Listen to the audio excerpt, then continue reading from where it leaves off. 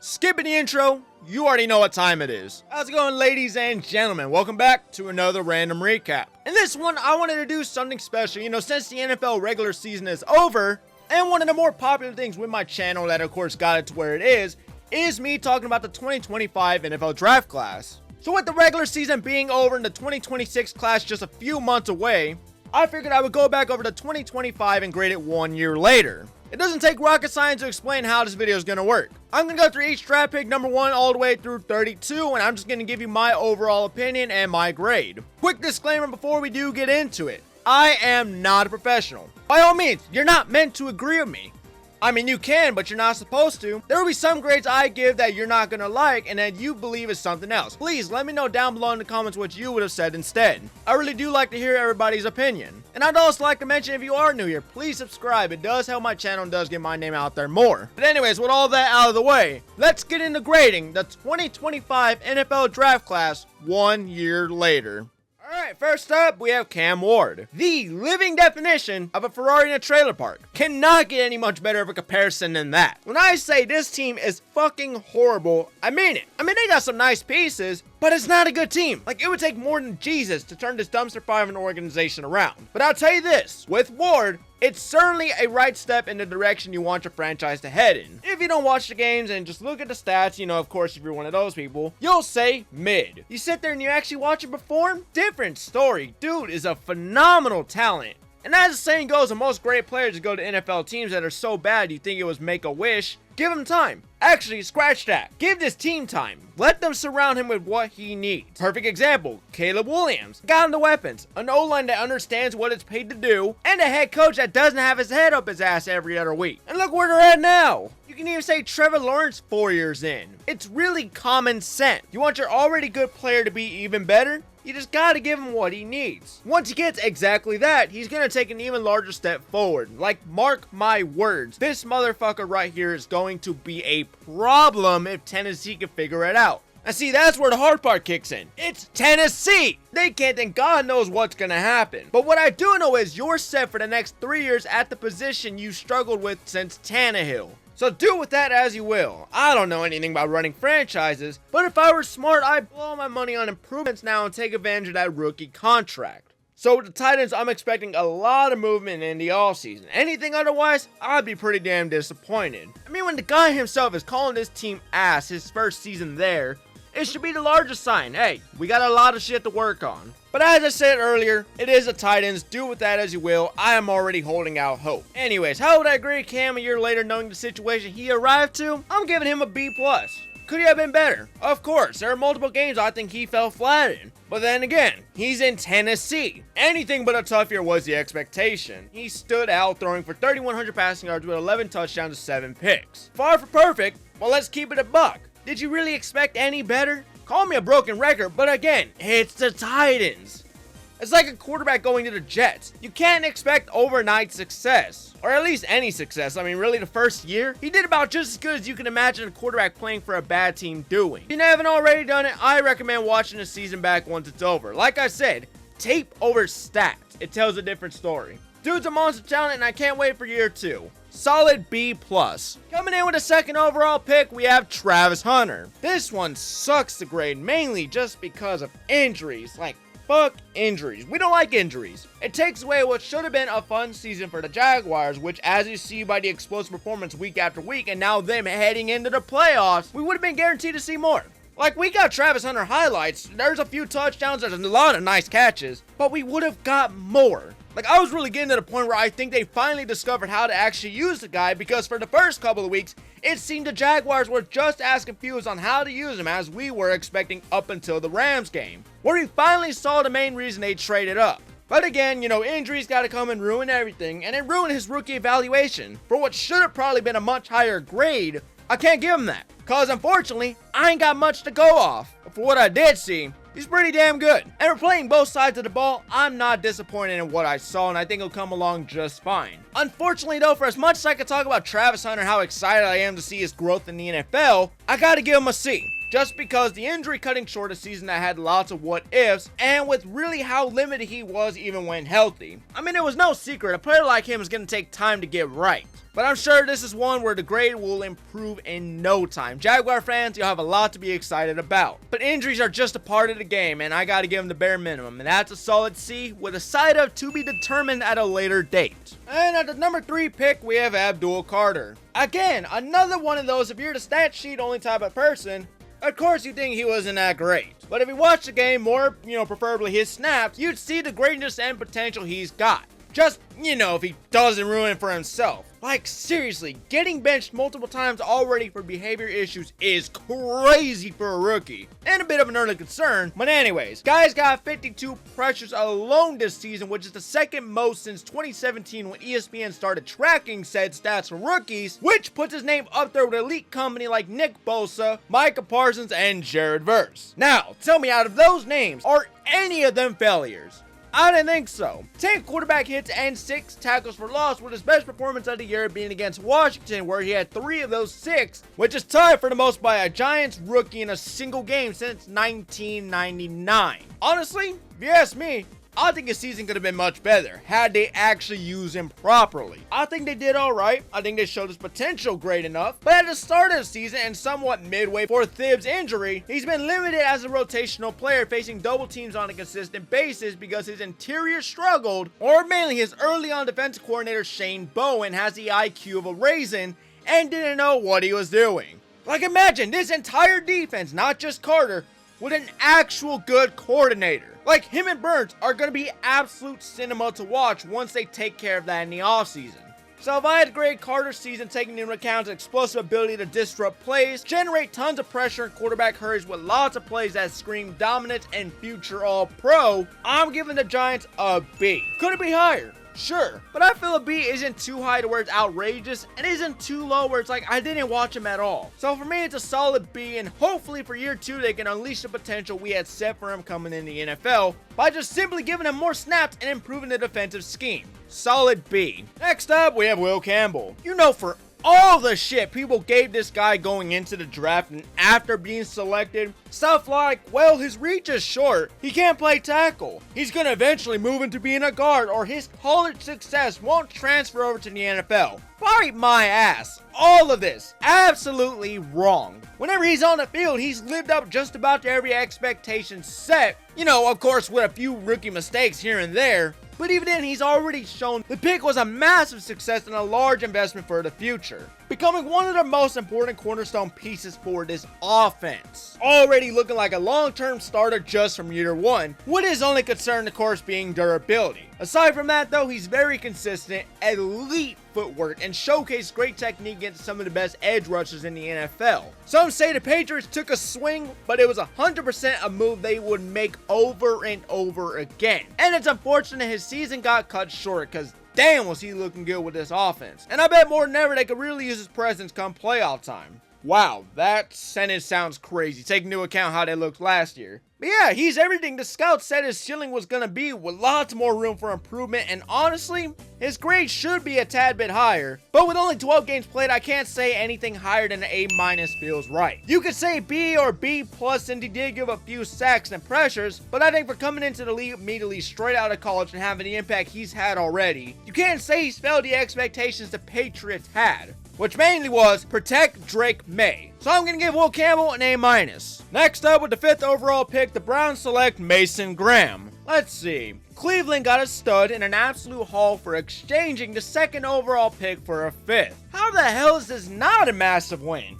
They got arguably one of the best disruptive defenders out of college, while also receiving picks for the future. Fucking genius. Hell, it's a great trade for both sides. For Cleveland, it was getting another defensive star with a high motor to complement Myles Garrett. Think about it. You gotta respect the middle when you have a guy like this trying to fuck up your plays. Players like Graham make life easier for other defenders. And it shows, not by the stats, but by the film. And film shows he's a damn good stabilizer for this defense. double teams, he takes them, and he handles it very well, which also allows Garrett to have more one-on-ones. Again, stats might not show it, but a good amount of the sacks done this year by the Browns can be contributed to his efforts. He applies the pressure, the others finish the job. Absolutely what you want in a strong tackle.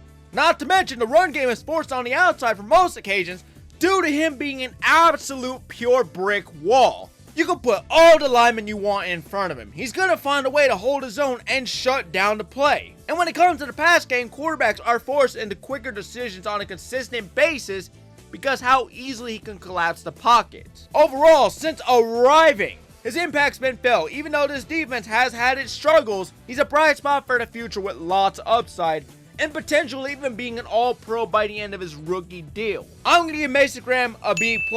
This is a grade that's most likely going to change over time just because a player like his type normally always gets better and becomes much more of a game-breaking force later on as they develop, which for Graham he's got plenty to work on, but for what I saw his rookie year, I can confidently say Cleveland struck gold in this draft, B+. Coming in at number 6, the Raiders select Ashton Jeanty.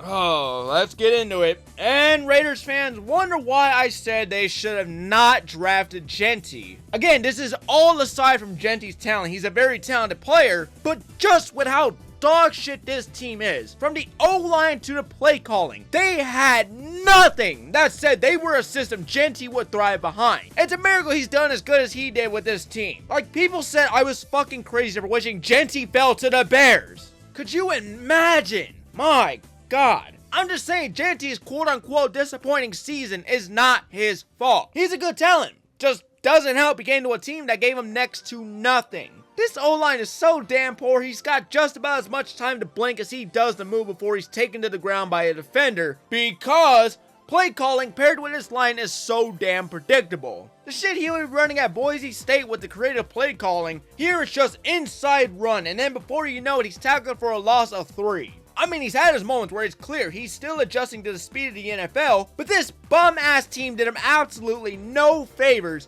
and half the time you can't run the ball when it's third and fucking forever, because your quarterback takes more sacks than Bonnie Blue on a weekly basis. He gets like 2 carries, and I'm not even making this up. There was a game, he had 4 carries in the entire first half. He gets like 2 carries solid a quarter before you're down 20 and have to resort to just the pass game the rest of the game. Honestly, if you ask me, I think anywhere else like Cleveland, Carolina, New Orleans, even if he fell to the Cowboys, I think he would have matched the hype better. For what I did see though, he's got potential, massive potential. It's just unfortunate here they probably won't do much with it or do anything to help him take that next step. But by all means, he is not a bust like people are already saying. Let me just leave it at that. I think with better blocking, a coordinator, and a head coach that is not crack every Sunday, he's bound to have a strong year too. Just please get the man some help, because holy fumble, they're going to waste this one. I mean, you saw what happened with the last good running back they had. Eventually, they leave like most good talent does in shitty situations. The overall grade I'm going to give him, even though it feels way too low, is a C+. Again, nothing against Jeanty. It's 100% against this sorry-ass one-dimensional offense. And it sucked to see because most people called this at the start of the year, like myself. They were a horrible situation with more holes than a block of cheese to get a running back at number 6. Like, you get a running back this high when you have a team that's worth a damn. Really, what they should have done, since it was a stacked running back class, was a tackle and someone like RJ Harvey, Ollie Gordon, Monangai, Devin Neal. You know, there were so many great backs. You could have got all these guys in the later rounds, but instead you chose to do it early on when you had much bigger needs to fill. Now, is this a bad move for the future? How'd they actually fix everything, including getting Mendoza or Dante Moore? Not at all. So this is one I feel can change. I mean, the guy still had 1,200 yards from scrimmage with this disgrace that they call a team. So of course, when they get better, if this one's gonna age like fine wine. Now, that said, if they don't get better, well, I can't say I see him being a Raider 3 years from now. Only time will truly tell. So with the grade, take it with a grain of salt. I'm giving Jeanty a C+. With the 7th overall pick, the New York Jets went Arman Meu. I might not be able to pronounce the guy's name right, but what I can tell you that is right, this dude's an absolute stud. Not to also mention one of the only few players on the Jets offense that's actually worth paying. Call it a needle in a haystack and a step in the right future when they finally blow this offense the fuck up. Whoever's the quarterback next year, which Godspeed, because they're going to need all the luck they can get, they are going to be real thankful Meu exists. Because without him, well, you're cooked. Simple as that. The Jets are probably one of the worst case scenarios to land in, but I can tell you this, having Membu at least doesn't make a complete hell on earth. I mean, he does his job very well, so that's something to take note of, considering the rest of the offense clearly doesn't. But since arriving, he's been a solid piece on the line. He doesn't get beat clean often, doesn't need much help, and can hold his own weight against top rushers in the league. And he did all this at a consistent level, improving week by week. But of course, none of this is going to be highlighted or mentioned because his team sucks ass. Which is unfortunate, but it happens to a lot of good players more than you think. A good player like him with a lot of success usually goes unnoticed when this entire team wasn't worth noticing all year long. But now, if you did watch his tape back, and I say tape and not the game because who the hell is going to watch a full Jets game, you'd see what I mentioned. He's great at both, the pass protection and the run game with his rare athleticism that you normally wouldn't find in a tackle his size. So year one showed plenty of flashes that says he's a very important player for the future of the franchise. Someone the Jets can actually build around. Maybe throw a quarterback in here that's not a fucking idiot like Justin Fields, and perhaps add a few more pieces on the line like a guard to complement his play, and bam, you have an offense. I'm going to give Membu an A-. Like I said earlier, he was one of the only few players worth a damn on this team. Like the brick to a wall on the verge of collapsing. A-. Coming in at number 8. The Panthers select Tedaroa McMillan, Rookie of the Year. That sentence alone should tell you what this grade's probably going to be. They needed a star receiver to help Rice. They get said receiver, and at the time of this recording are either in the playoffs after beating the Buccaneers, or they edged it pretty close. Either way, the success the offense has had this year is definitely due to this pick. 929 yards as of this recording, 7 touchdowns, and 66 receptions. Yeah, math checks out. He's pretty damn good. Perhaps sometimes even unreal. I mean, have you seen some of his catches? Dude's hands are like a vacuum the way they suck balls. Massive pause, but you get what I mean. It's like watching another Drake London, which, funny enough, was one of his comparisons coming into the league. Everything from his route running to his clutch ability, he's going to be a damn problem. And it's probably the best weapon they've had since DJ Moore. But I think drafting him with the intentions of being their wide receiver 1, he's lived up to those expectations very well. And you can argue him or Ibuka as the best in the class, but you really cannot go wrong with either. And for Carolina, like some people, including me in the offseason, which if you did see my draft video last year when I did grade it, I'll admit, I got it wrong. I said it was a reach. I'm willing to admit my mistakes. And, the Panthers had bigger holes to cover with the 8th overall pick. We were all wrong. It was a massive win on their end and proved people like me wrong. You see why I ain't a professional? I get a lot of things wrong and this was just another one. Panthers nailed the absolute hell out of this pick and wouldn't choose anyone else if they had to redo it. I think McMillan's one of the best young receivers right now and probably will be one of the best in the league entirely by the end of his rookie deal. I'm going to give McMillan an A. Coming in at number 9, Kelvin Banks Jr. Another tackle who came into the league just as advertised. And for a rookie, you really couldn't expect more than what he gave, especially seeing how the rest of this line was going to look, which, let's just say, was painfully miserable at times. So he was definitely one of the building blocks they needed for the future. Him, Fuaga when healthy, these two right here. Build around it! You don't just waste something that has great potential, you make it even better, and adding a guard or two in the draft, or even free agency, should do the trick. I mean, anything's an improvement over whatever the hell it was they had this year. Adding those pieces on top of what you have already in Banks and Fuaga should give the run game and Chuck what it needs to succeed. I'm going to give Kelvin Banks a B+. I still think he's got to tighten up, especially when it comes to the run game. Not perfect, but he's very reliable and showcased that high upside that screams future cornerstone. So if I was a Saints fan, I'd be pretty happy about the future. It truly all depends on what they do come free agency in the upcoming draft. But it does look good, I will not lie. Giving Banks a B+. And coming in at number 10, Colston Loveland. At first, I didn't get it. Number 1, they just paid Cole Kmet, so at the time it came off as strange. But I said I trust the process. And number 2, Tyler Warren was still on the board. Now, of course, seeing what I have this season from Loveland already, it justifies the pick. But at the moment, it felt like they were picking the second best tight end to the first, who came off a large 1,200-yard season, which was almost as much as Loveland's 3 years combined. So it shocked me a bit, but I won't lie, 1 year later, and I love this pick more and more, cause damn, does Loveland have hands? Not only can he catch, but look at the way he does it. Dude plays like a wideout with the body of a tight end. Like when I watch him, I get reminded a lot of Trey McBride in his game. And trust me, I do love me some Trey McBride. Like we know that dude's a fucking dog, because did you imagine Loveland in just a couple of years? And not to mention, he leads the roster in receiving yards with one drop entirely up to last week, despite not being used as much as he should have been, marking the first time since 1983 for the Bears a rookie has led in receiving, and to top it off, the first tight end rookie to do it since 1961. And I think once he becomes a larger role in their offense, he's going to easily carve out a case of being one of the best tight ends in the league.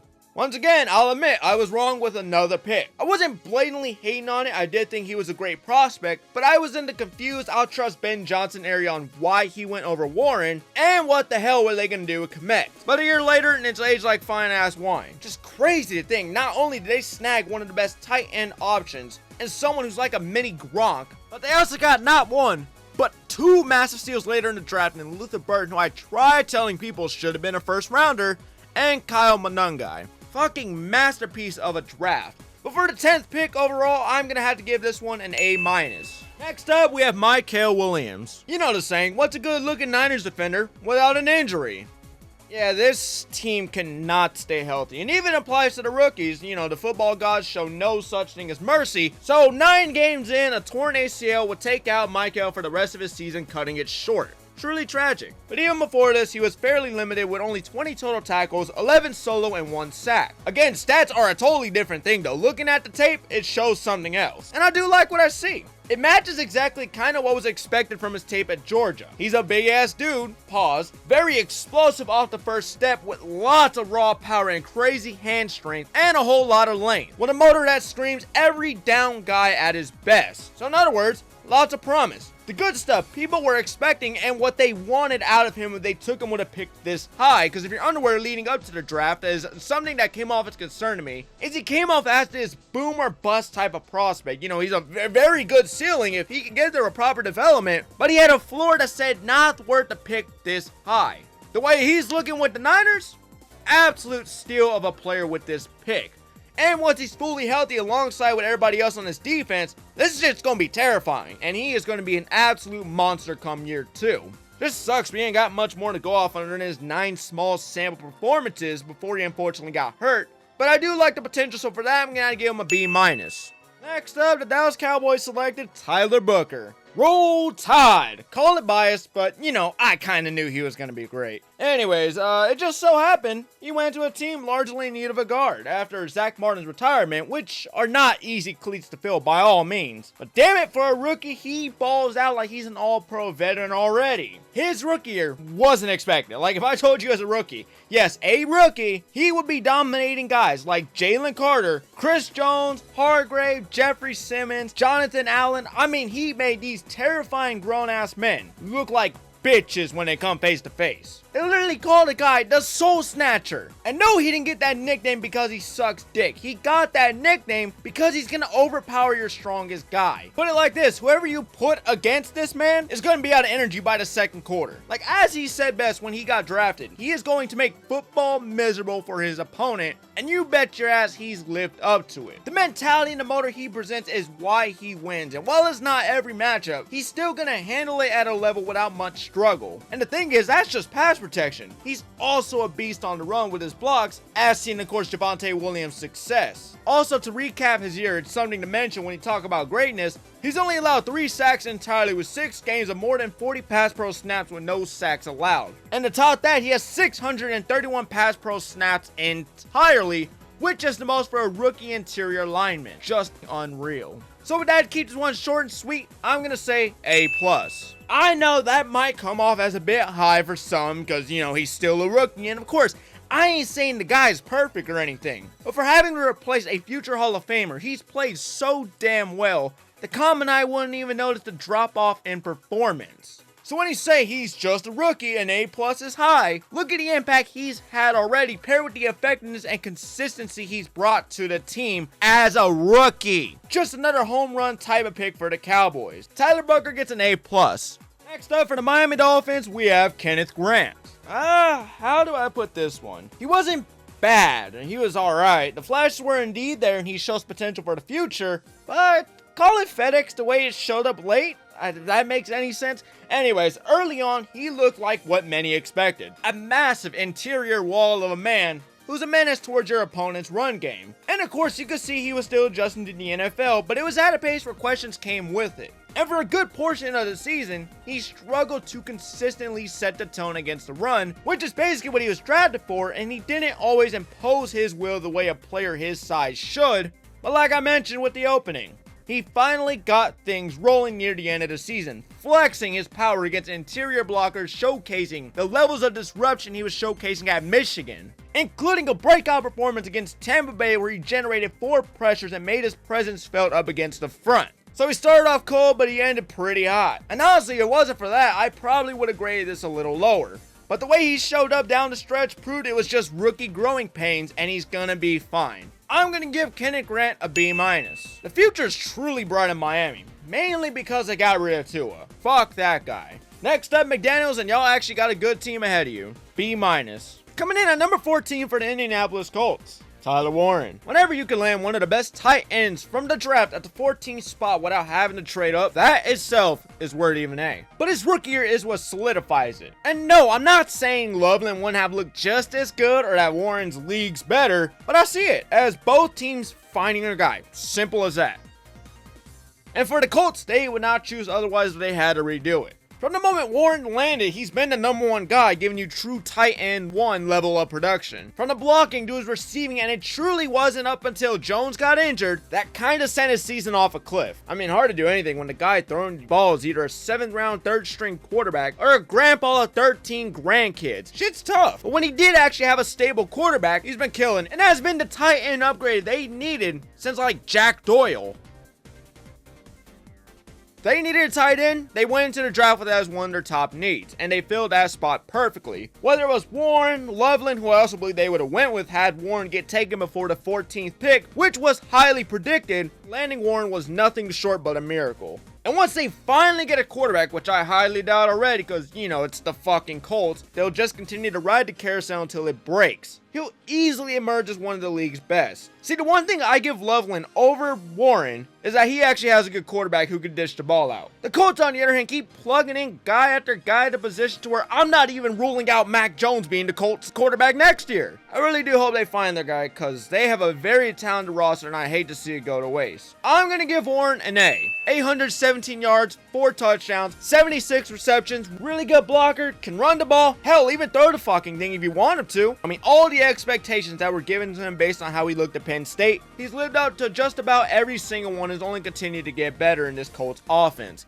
Solid A. Next up at number 15, Jaylen Walker. If there was a redraft today, I don't think the Falcons would even sniff Jaylen Walker, let alone James Pierce. If there was a redraft, I guarantee both guys go top 10, and it's not even close. Jaylen Walker, hands down, I think is one of, if not the best player to come out of the first round last year. And a lot of people assumed he'd be this good, as I even said it when they were typing up Michael. I said Michael's good, but all the hype should be going to the better defender off that Georgia defense, Jaylen Walker. And I'm guessing the Falcons did the research, because man is it paying off. From the moment he's landed in Atlanta, he's been nothing but elite and a large pain in the ass for opposing offenses. With the perfect mix of speed, quickness in his bend, and explosiveness on his first step, he's consistently putting your best blocker through hell every snap, making something that should be simple for a veteran feel like an absolute nightmare. And even when he wasn't finishing with sacks, the disruption he causes was constant and consistent, forcing rush throws, altering pockets, and breaking the timing of the offense's plays. Like, this is a player who doesn't need to get to your quarterback to dominate. His presence alone paired with the rest of his defense fucks you up mentally the way you gotta think twice when looking his way. Not just for the quarterback, but also the run game. He's truly a two-way wrecking ball of a defender who understands his purpose. Wreck your game plan. And for Atlanta, with him and James Pierce, I advise heavily to do everything you can to build around these guys. Like, it's one thing to hit on one player in the first round, but they struck gold twice. Because no way in hell should either guy have fell this low. And the fact they knew that is why they traded up to go get James Pierce to pair him along with Walker. Because why not? You cannot pass up on something like this. And truthfully, once they finally ditch Raheem Morris and shoot him out of a cannon, this team's record will finally match their domination. Because this team ain't bad, notably the defense. This defense kicks ass. Anyways, if I had to grade Jaylen Walker to keep it short and sweet without rambling on, I'm giving him an A+. I think everything he's done this year speaks for itself impressively, and I'm very hyped to see what year 2 holds. With hopes he can now stay fully healthy, because I know he's had his concerns somewhere around week 7 and week 8, and even in camp. But if year 2 is anything like 1, I'm expecting greatness. Not just for him, but for this whole defense if they actually get a coach who knows what he's doing. A+. Number 16, the Cardinals select Walter Nolan. Seriously, what is up in Cardinals first rounders and never being healthy? Jesus Christ. Anyways, here we have another unfortunate case of the injury bug. And no, not like he started off good and got cut short of his season midway into it. Nolan didn't even get a proper start. You know when his debut was? Week 9. You know how long it lasted? Week 13. That was it.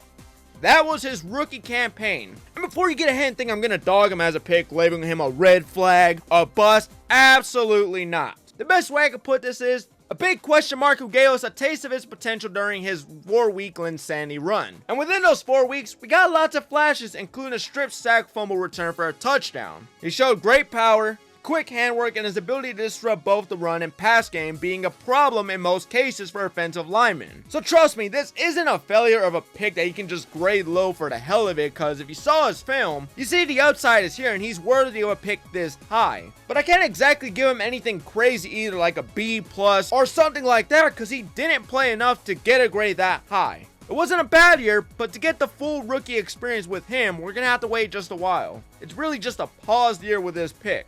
But I can guarantee, when he does come back healthy, he'll show exactly why he was one of the best for his position in this class. I'm going to give Walter Nolan a C+. I wanted to say something like a B- because the flashes do look good, but we got to grade this year for what it was, and not his future potential, which, for the year, it was incomplete. So C+ with a large side of to be continued. And speaking of an incomplete year, talk about the offseason's hottest topic, Shamar Stewart, who's more known for his drama against the Bengals front office than he is for anything he's done this year. He's not bad. I mean, sure, he was dealing with injuries for most of the year, but for being taken at number 17, above guys like, get this, Nick Gordon, James Pierce Jr., Donovan Jackson, Jiad Campbell, and even Malachi Starks. All of these amazing defenders the Bengals sure as hell could have needed went under Stewart. And for the season he's put up, it's a goddamn insult. And it's the second time they made a fuck up this levels of bad in the first round. Which is why I say you don't draft a player like him with expectations of him being that guy. He was a project who's drafted because he's a freak of a nature with his athleticism. We want to talk about production? He barely did anything in college, so color me surprised the pick didn't age well. Reminds you of some other player they took with high expectations that didn't deliver. Oh! Myles Murphy! I called it in my mock draft video. I said, they go Shamar Stewart. They are just getting a Myles Murphy 2.0. But hey, at least, thankfully that guy's coming along fine, so it doesn't look as bad. But no fucking wonder they don't pay any of their first rounders after their rookie deals. This is what they gotta deal with. I don't know, maybe I'm being a bit harsh, but for everything we had to go through in the offseason with talks of him even trying to go back to college, for him just to fall flat on concrete when they finally gave him what he wanted. It's just wild. Like, first he was out of shape, then he underperforms, and then would you look at that? He's hurt. Great. Definitely was not a waste of a first rounder for a team that needs these picks to hit more than anything. Yep, this will definitely win you a Super Bowl. God, I'm starting to see why Burrow's depressed in these goddamn post-game interviews. If it were me, I'd Kurt Cobain myself in the maintenance closet knowing this is what I have to carry on a consistent basis. You hear a player needs development, not to draft him, he's not ready yet.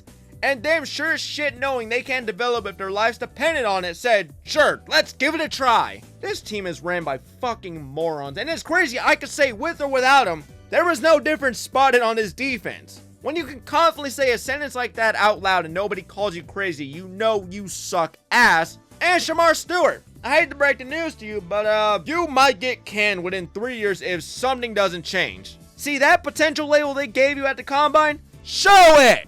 You're starting to look a little too much like Anthony Richardson over there. Mr. Hey, want to see me launch this ball 80 yards and I'm going to hit the roof? Like, you could be the perfect athlete all you want. But please, for the love of God, apply that towards the field. Like, at one point, there was a stat that said Ja'Marr Chase had more tackles than him. Ja'Marr Chase! And it's also crazy that I can find more sacks in my local gym locker room than he's gotten his entire career since college. So until he turns it around, I stand by what I say.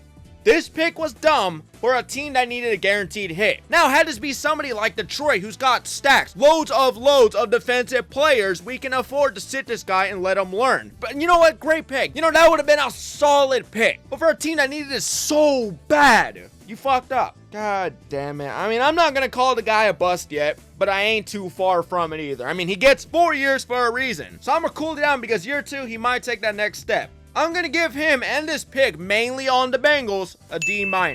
Call it what you will, but for his first impression, he's really felt more like a head case than he has a future piece of this team.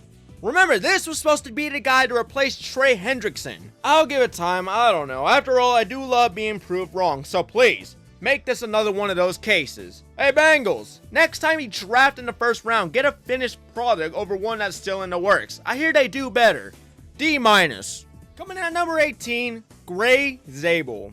I see the same thing here as I saw with Tyler Booker's pick. Seattle needed a guard because you just signed Sam Darnold, and you know what happens when he doesn't have protection. So you go with the best available to start immediately for the season. 1 year in and he's been nothing but a bulldozer for this offense. From his pass protection to the run game, he gives them that steady, consistent presence they've been lacking, and it shows. He was a player I was saying teams who are desperately in need at the position need to take a shot at this guy. In most of my mock drafts, I had him falling to the Texans, but I'm really glad he landed here in Seattle. They could have really used a guy like Zable, who's a very versatile player at North Dakota State, and as seen here in Seattle, well, I don't think they can ask for anything better. I mean, for a rookie, he's been much better than expected and will easily be an important building block for the future. You want to know the craziest thing too? Try taking a guess on how many sacks he's led up as a rookie. 2.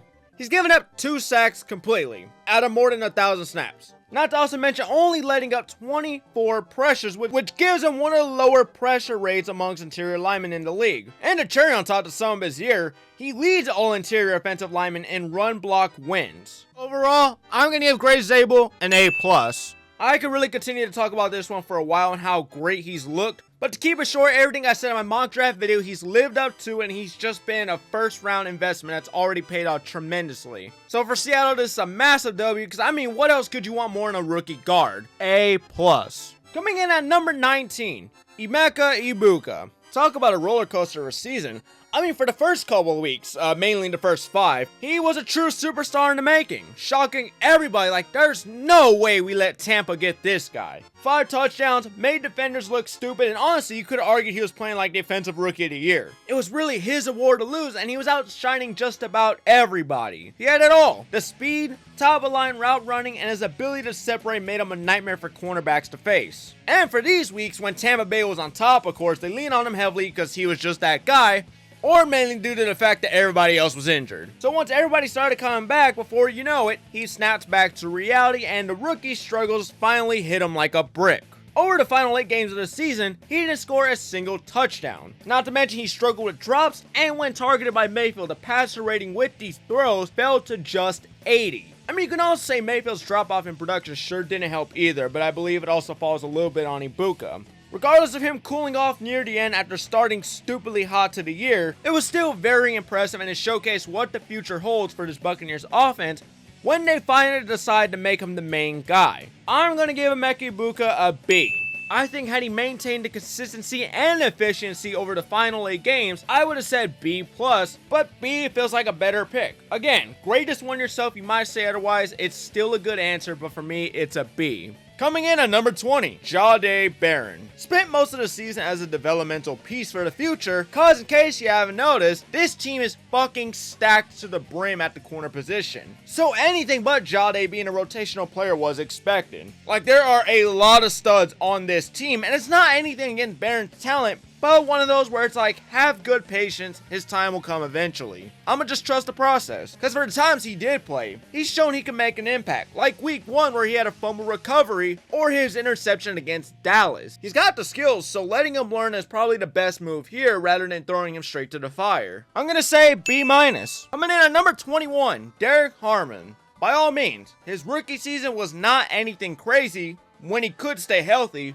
but it was exactly what Pittsburgh needed out of him. He stepped into a rotational interior role early on and quickly showed why he was on a lot of draft boards. Strong hands, great leverage, and the ability to hold his ground against the run. He wasn't asked to be much of a sack artist, and it showed if you're one of those who only look at the stats. But if you watch a tape like plenty of other good prospects, you'd see a guy who's consistently clogging lanes, absorbing double teams, and keeping linebackers clean. So as the season went on, again, when healthy, his snap count increased and he looked to be getting more comfortable with adjusting to the speeds of the NFL, especially in early down and short yardage situations. I think for year 2 in the offseason, he can definitely work on his ability as a pass rusher, or it's not like he can't do it, he did flash it, but his counters and finishing ability just aren't there yet, which kept him from becoming the ultimate play disruptor as a rookie. That said, for a first-year defensive tackle in the Steelers system, being a rotational player and all, he did very well. So overall, he's not flashy, not dominant, but he is solid, dependable, and trending in the right direction as the season continues. So I'm gonna say a B. Coming in at number 22, Amaran Hampton. Hampton's rookie season wasn't bad, but like most of their Chargers team, it was largely affected by the injury bug. And for the run game, first it was Najee Harris who shot his eye out, then he comes back and completely tears his ACL, ruling him out indefinitely. So there went his chance, and here comes the first rounder who quickly got to work, showcasing his ability to be a large help in the receiving game, on top of being the workhorse this run game needed. But unfortunately, before he could really get rolling, here comes the injury bug once again to bite some other Chargers player right in the ass. So that happens and it puts him on the sideline for 8 games, preventing him from ever really gaining real momentum or establishing himself as a weekly focal point in the Chargers offense. So it'd be the lack of availability that limited his total production and kept his impact quieter than most expected out of a first round running back. Then he comes back healthy and continues to show what he was showing at the beginning of the season. While he might have spent most of his rookie season hurt, when he was on the field though, he looked the part, ran with pure anger, handled contact very well, and showed the traits of a back who could realistically lead just about any offense. He was an explosive running back that delivered big play after big play, which kept his ceiling muted during his limited appearances. But still, considering the circumstances, the missed games, the blocking, a really fucked up O-line, and a rookie year that was put on pause midway through it before he can really get started, the foundation is clearly there, and hopefully he can stay healthy for year 2. Either way, I like this pick. I think he proved his worth, as it was a large need for the Chargers, and he was a second back on most boards for a reason. And I wouldn't be shocked if he was a large breakout candidate for next year. I'm going to give Hampton a B-. Coming in at number 23, Matthew Golden. I could have sworn I saw this sumbitch on the back of a milk carton the way he's been missing. Like, is it bad? I went almost the whole year thinking he was injured for the season or something just because I didn't see him out there? I actually believed that for a second until I was reminded in the Denver game, holy shit, he's actually alive. Then after that, he went back into hiding. Jokes aside for a minute, I kind of had the idea this was going to happen midway through the season. I mean, have you seen this receiving room? Romeo Doubs, Jaden Reed, Christian Watson, Tucker Kraft, Dontavion Wicks. Yeah, no shit, he's not going to be receiving targets over them. And it's not even a diss towards his talent. I'm aware he's very talented. This is just another one of those LaFleur things where it'll eventually explain itself. Trust me, the pick looks controversial now. He'll find a way to make it work. This is just simply a case of a rookie falling behind on the depth chart. Nothing to do with him being a bust or sort like some people want to throw out there already. But see, this is where two things can be true about this pick. While I just explained that he's still developing and sitting behind veteran players who could be trusted more in his offense, he's still a first rounder, and for being a first rounder that we were told on draft night would be the next greatest thing since sliced bread, he's failed to live up to that. And that's where the problem kicks in. He's a first rounder, low on the depth chart. So it does raise some questions because, I don't know, maybe for most first rounder receivers who are normally hyped up this much, normally by the end of the year, they always have the number 1 spot on lockdown, usually by the end of camp. Instead, he's falling behind and barely sees anything. I mean, the guy doesn't even have a touchdown yet. That puts him on the list with like 7 other first round wide receivers since 2015 not to do so. That's not a highlight. That itself is pretty disappointing. I don't care if he works out later. It's just for a first rounder, we kind of expected more for your first season. And even if your bar was already low, he went even lower. He's not a bust, but his rookie year was very underwhelming for what we were told to expect. And seeing guys like Jaden Higgins or Luther Burden work out and seeing them go lower, it's a head scratcher. Like, damn, so you're telling me we could have got one of these guys in the later rounds? It makes you begin to question this pick. Either way, I'm going to grade this one a C-. Again, he can work out in the future and I can look like a clown for this grade, but I'm not grading potential, I'm grading rookie seasons. And for what we got in between with the very little flashes, I'm going to call it as it is. Disappointing. C-. Next up, we have Donovan Jackson. Jackson came into this league how most people expected. Strong, physical, and ready to scrap in the trenches. From day one, you could see the power the way he moves people in the run game and plays with that don't fuck with me mentality on the inside. Pass protection was solid overall, especially against bull rushers, but he did have rookie mistakes against quicker interior guys who tested his foot speed and balance. He wasn't a flashy player, but his value showed up when the offense could stay on schedule and run straight downhill behind him. There were some penalties and cleanup moments early, but as the season went on, he looked more comfortable handling NFL speed. He didn't dominate every snap, but he rarely got embarrassed either, which matters a lot for a rookie guard. Overall, by the end of the year, he'd given up only 2 sacks total, while being a consistent help in pass protection and the run, looking like a future cornerstone piece for the offense. If only they could find a quarterback worthy of that title. Anyways, for a pretty mixed year with this team, at least one of the positions they need to fill during the offseason looks to be checked off that list. With Jackson, he's just another guard who came as advertised. I'm going to give Donovan a B+.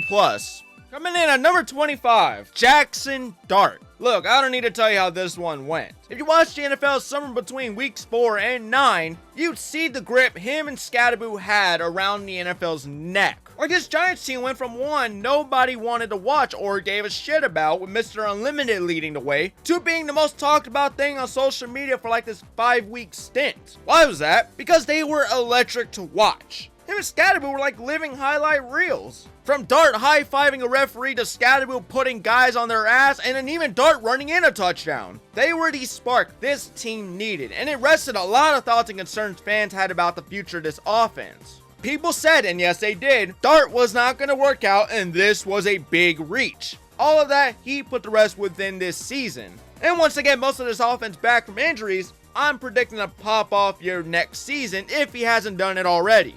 Dart will finish the year with nearly 2,300 passing yards, 15 touchdowns, 5 picks, nearly 500 rushing yards, and 9 rushing touchdowns. If that doesn't say he's the franchise, then I don't know what does. My only concern with the guy is just like his running back, he's a CTE magnet.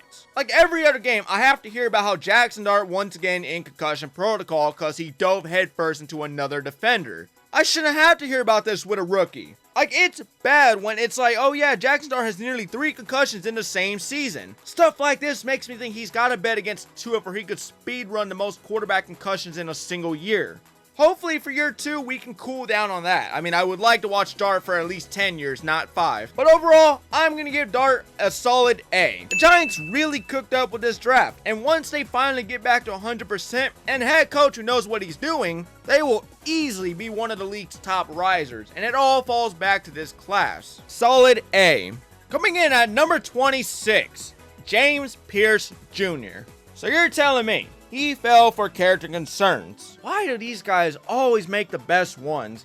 Anyways, Atlanta either saw the talent or the concerns part and said, he's a Falcon. So they traded up to snag him alongside Jaylen Walker, which to all this, I can just say, what the fuck? The rest of the league really let them snag 2 of the best prospects out of this entire draft class. And you bet after this, Pierce wasted absolutely no time showing why teams were scared shitless of him in college. The burst is real, and tackles were immediately put in panic mode trying to get out of their stance fast enough to even hold him back. Cause when he won quick, blowing up plays before quarterbacks can even settle in. He wasn't perfect though, like most rookies. He'll have his struggles and usually came against stronger tackles or him getting washed out in the run game. And then there were even stretches where his impact came more from pressure than finishing sacks.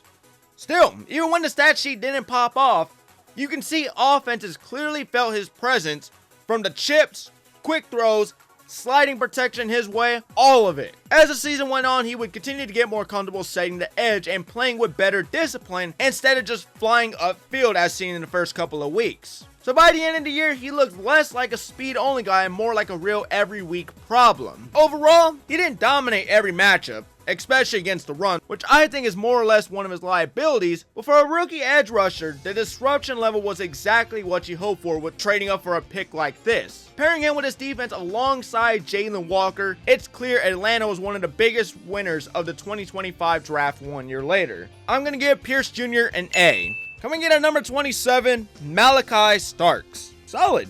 Not bad. He had a good amount of production like his 84 total tackles, 49 solo stops, 2 picks, and 3.5 sacks. but also with an impressive rookie year came struggles. Like him adjusting early to the speeds of the NFL, but of course as the season progressed, so did he. He would begin to make bigger plays that had much more of an impact on the game, becoming an absolute ball hawk of a defender and locking down his targets, earning high coverage grades all over, at times even being the best defender for the Ravens that game. So overall, to keep it short, he wasn't perfect and he had some quiet games, but he also had games that showcased his strengths massively. Like I said at the beginning of this, it was your typical rookie year for a good defender straight out of college. It was full of growing pains, but also enough weekly growth filled with balling out that says he's on the right track to being a long-term starter for Baltimore. With that, I'm going to give Starks a B. Next up at number 28, Tyreek Williams. Sometimes I have to remind myself how big this guy really was coming out of college, because god damn, 6'3" and 328 pounds. Jesus, he's going to be a force to reckon with.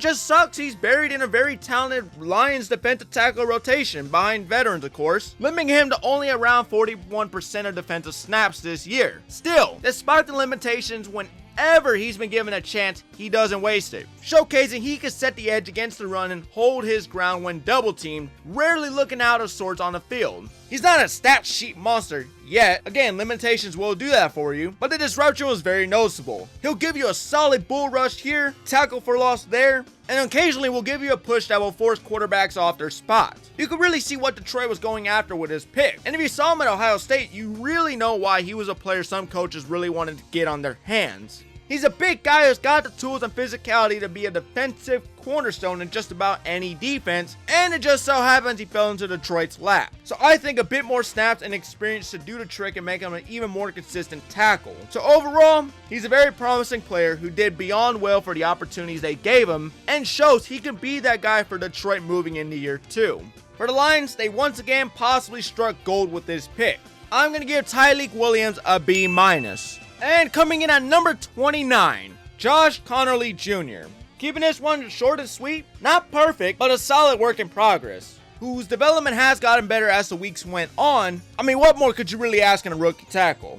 Sure, the other guys at the top of this list were basically immediate successes, but some happen with patience and some take time, and he has clearly enough talent to be great. It's just if he can be more consistent in year 2, which was a problem of his for this season. But again, he is a rookie and I believe he's barely scratching the surface. So with him, I need at least another year to get my full thoughts. But it's still not a bad pick for a position they needed dearly. Tough start, but he got his shit together near the end of it. I'm going to give Conerly Jr. a B-. Coming in at number 30, Maxwell Haristen. On one hand, he's got 2 interceptions his rookie season, one against Kansas City and one against Miami, proving he can make plays right away. On the other hand, his first game didn't come till October thanks to an injury, which did limit his reps and kept him away from having the breakout season many expected after he was drafted. Even with limited snaps though, Harrison showed flashes of what the Bills secondary could look like with him on the field. His coverage skills, playmaking ability, and speed were all on display, giving fans a taste of that potential. He might have not been a full season starter, but the tools are absolutely there and the ceiling is high. I know a lot of people know what he's capable of if you did watch him at Kentucky. For Bills fans, there's plenty to be excited about. It's just if he can stay healthy and get more consistent opportunities, I think he has what it takes to be a cornerstone piece of this defense. I'm going to say a B-, and I can't wait to see how he does come to playoffs if they give him the chance. B-. And coming in at number 31, Jiad Campbell. Again, why did we let Philly get this guy? God damn it. First off, roll tide. Secondly, we really let another stud fall to the Eagles? Like from seeing his gameplay at Alabama, letting him land here was a mistake for the rest of the league. Cause Campbell's an absolute dog, and he's already made great impressions. Every chance he's been given, I say that cause unless you keep up with most teams' lineups, he's not the starter and has only seen playing time with Nakobe Dean out. The moment he came back, Campbell's time went down the drain. So it's been on and off, but when he is on, he's a goddamn problem. And he fits exactly what Philly wanted. A very violent attacker who's quick off the snap, somebody's going to be absolute hell to face from the way he's able to disrupt the run and pass game and set a tone early on. So to put it simply, the Eagles have another superstar in the making. Perhaps a freak of nature. I mean, have you seen this dude's athleticism? You really wonder why did he fall this low? Anyways, I'm going to give Campbell an A-. I just find it so crazy how their backup, this is their backup by the way, when Nakobe Dean is out. And Dean's just as good, if not even better. So they have two hungry-ass players at the linebacker position who both make an impact if one's not good to go. Man, this defense is unfair sometimes. I'm going to give Campbell an A-. And coming in at number 32, my Kansas City Chiefs select Josh Simmons. We drafted a guy with injury concerns, coming off of an ankle injury, and then he gets hurt cutting his season short. I mean, I don't know what to say. This whole season has been a giant kick in the ass.